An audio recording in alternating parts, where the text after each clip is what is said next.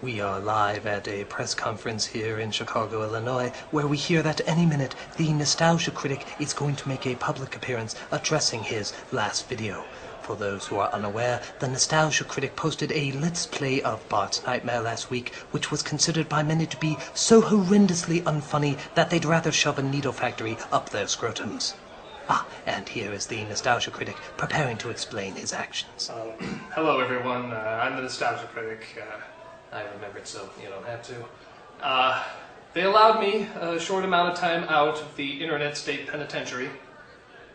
So, a little surprised to see that place actually existed, but apparently it's right next to the State Home for the Ugly.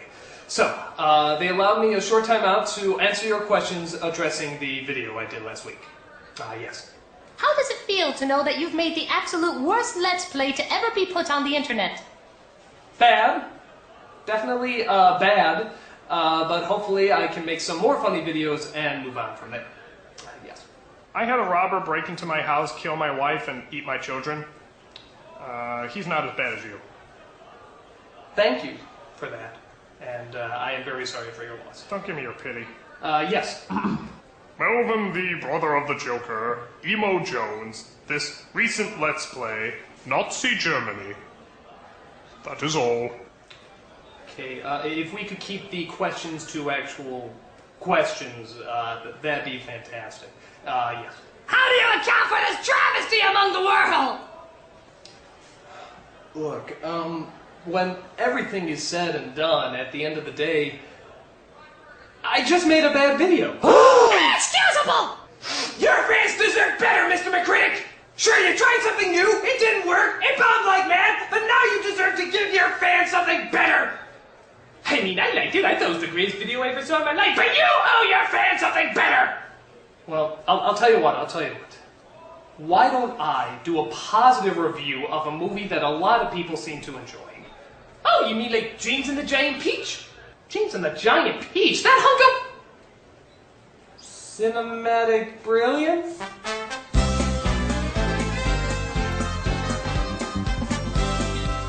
Yes, how can I not forget the awkwardly written yet structurally confusing masterpiece that is James and the Giant Peach.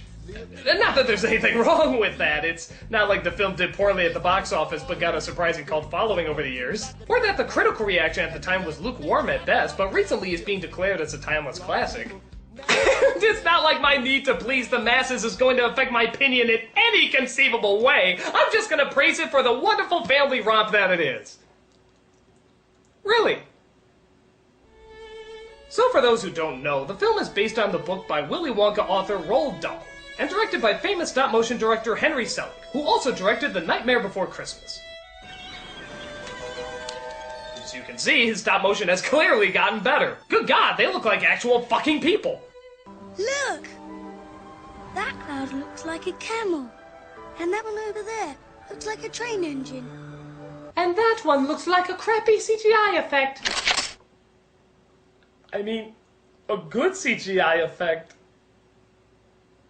And can you see the tallest building in the world? I see it! That's where we're going. The timing of those clouds was perfect. I mean, they formed the Empire State Building just as they tell them they're about to go to the Empire State Building. I wish the clouds in my neighborhood were that convenient. If only there was a way I could avoid the Chicago traffic. Take the L train, of course, that's a great idea! Oh, but which one goes to the loop? Of course, how stupid of me! Oh, but what if I want to keep my options open? Wow, that's amazingly helpful! Thanks, incredibly convenient passing pile of clouds! So everything seems to be absolutely peachy for James and his angelic parents. But then things suddenly, and I do mean suddenly, go very rotten. Then, one day, a terrible thing happened. An angry rhinoceros appeared out of nowhere and gobbled up his poor mother and father.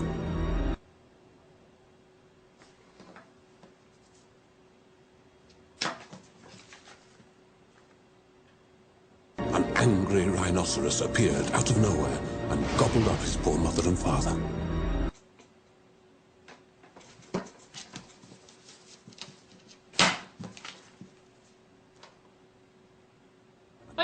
Really, what else can you say but, what? That is the most out-of-nowhere explanation of parents disappearing ever! They don't explain it, we never see it happen, just the rhinoceros comes out of nowhere and eats them! Their troubles, if they had any at all, were over in 35 seconds flat. Yeah, I'm not editing that down either. That's literally how they show it to us. Parents there, gone, blame the writer. It's a pretty rushed explanation, isn't it? Can you imagine if one of the Disney movies did that? Look, Simba. Everything the light touches is our kingdom. Wow. And then the rhino ate him up. Hakuna Matata. What a wonderful phrase. Yeah, how do you think that'd go over? Probably better. So, of course, now he has to live with his evil aunts. Yeah, how come the kindest parents in the world always have the most dick-ass relatives? Look at him, lollygagging in dreamland, when there's so much work to do. Weeds to pull, wood to chop. Work, work, work, work, work! Okay, I think this calls for another... Scary slow-mo.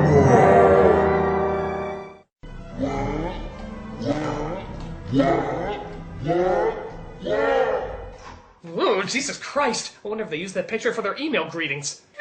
Happy New Year from the Hag Sisters. May all your resolutions come true, and don't forget to...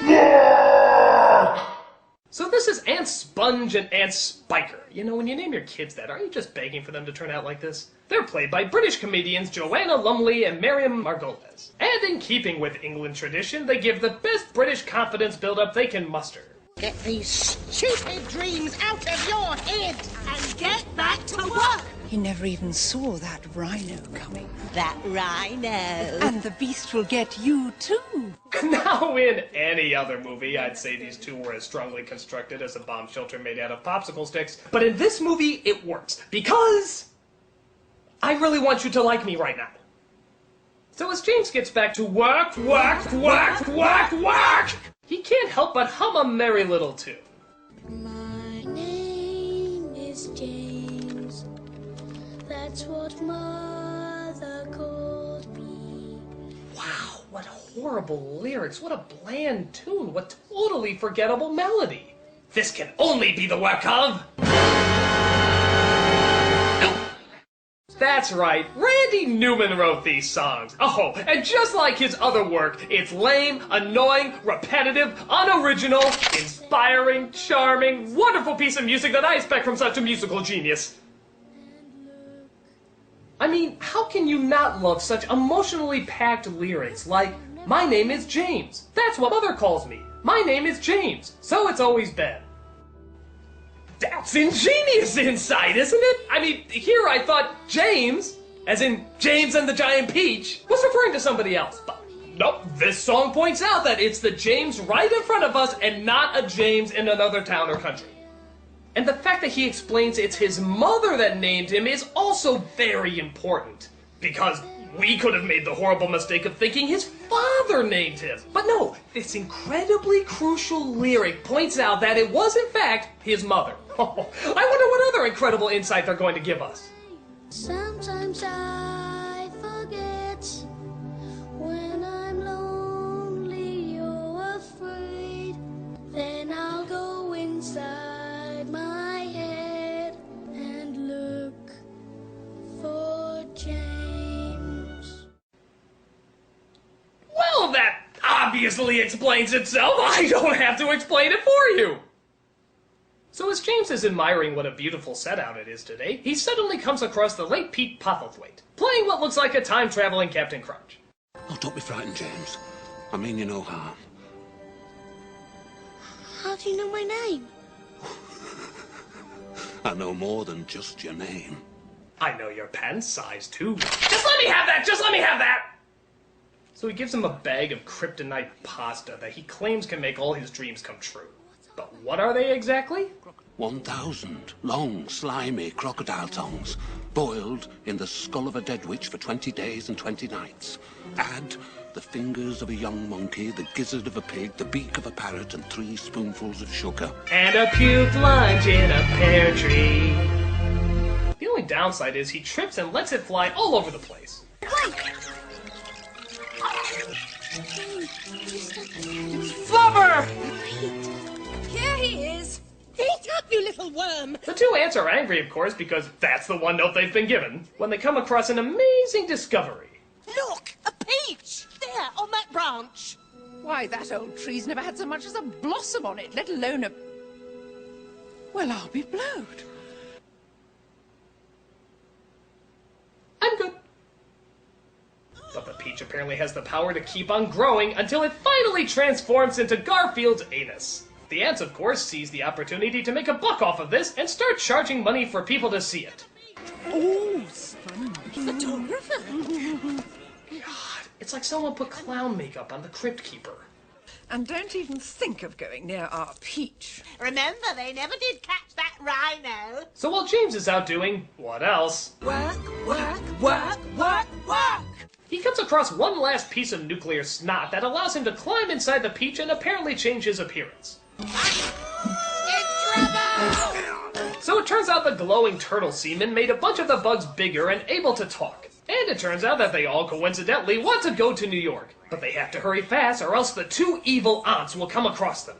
Yoo-hoo! Where are you, boy?